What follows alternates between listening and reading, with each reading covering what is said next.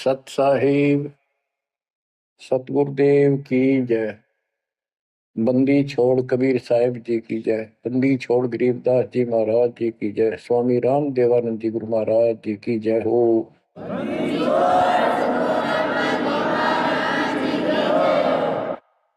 सर्व संतों की जय, सर्व भक्तों की जय, धर्मी पुरुषों की जय। श्री काशी धाम की जय, श्री सुडानी धाम की जय, श्री क्रोथा धाम की जय, श्री बरवाड़ा धाम की जय। सत साहिब गरीब नमो नमो सत पुरुष को नमस्कार गो की नहीं।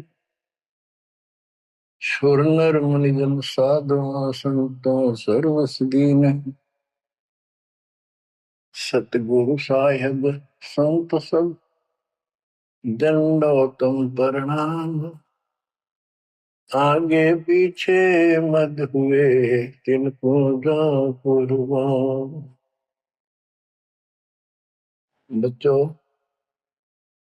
धन्य है आपके माता पिता जिससे जन्म हुआ। धन्य है आपके पिछले जन्मों की भक्ति और संयम। उसी के परिणाम स्वरूप आज आप परमात्मा की शरण में आए हो। लखवर सूरा जूझ ही लखवर सामत दे, लखवर की जहान में तो सतगुरु से मांगे। भावार्थ है कि आप इतने अच्छे धर्म कर्म वाले व्यक्ति रहे हो, लेकिन मोक्ष नहीं मिला। मोक्ष न मिलने का कारण परमात्मा पे अविश्वास रहा। जिस भी धर्म में जब जाति के अंदर हम जन्मे, हम उन्हीं क्रियाओं को उत्तम मानते रहे। परमात्मा के ज्ञान से प्रेरित होकर कुछ दिन भक्ति जरूर की, लेकिन एक से अनेक अधिक नहीं थे हम, फिर हम रह जाते थे। लेकिन ये परमात्मा हमारे पिता हैं कबीर साहब, हमारे सच्चे साक्षी हैं, हमारे एकमात्र हितैषी हैं इन काल के 21 ब्रह्मांड रूपी नरक में। बच्चों, कबीर साहब कहते हैं झूठे सुख को सुख कहे ये मान रहा मनमोद, ये सकल कभी ना काल का कुछ मुख में कुछ क्रोध। हम इस झूठे सुख को सुख मान रहे हैं।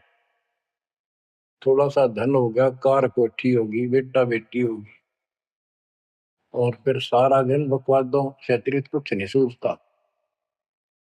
धन जोड़ लो, हेरा फेरी कर लो, और अधिक पैसा हो जाता है, राजनीति में आ जाऊं, यानी मई माँ की भूख बनी रहती है। और ये हमारे जन्म मरण का मुख्य कारण है। जैसे आप धर्मदास जी के प्रसंग में सुन रहे हो, कितनी तड़प थी, कितना धन था, लेकिन कुछ भी बन ले, राजा बन ले, महाराजा बन ले, सेठ बन ले, और कहे गरीब निर्धन बन। अब निर्धन को तो वैसे संतुष्टि नहीं, वो चाहता धन चाहिए। धन है तो सुख है। जिसका संतान नहीं है वो चाहता संतान है तो सुख है। कोई सेठ धन वाला सोचता है कि मुझे कोई सुख नहीं। सुख तो इन राज्य महाराजों को होता है। राज्य महाराजों को सपने में भी सुख नहीं होता। बच्चों, यह बात जिस दिन आपके हृदय में बैठ जाएगी कि ये सुख है ही नहीं, रात को भी नींद नहीं आती इन राजाओं को, नेताओं। लेकिन कुछ दिन कमांड चलती है इनकी, इसी में फूले रहते हैं। फिर ये भी सोचते हैं कि स्वर्ग में सुख होगा। स्वर्ग के राजा इंद्र, वो भी महादुखी, 24 घंटे टेंशन रहती है, कोई तप करके और तेरे इस राज ने छीन ना ले।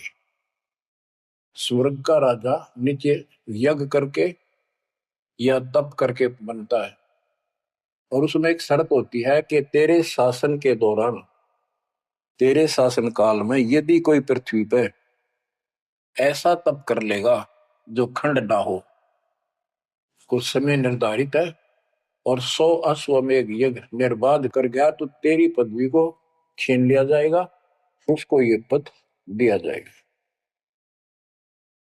तो बच्चों, उस राज को बनाए रखने के लिए इंद्र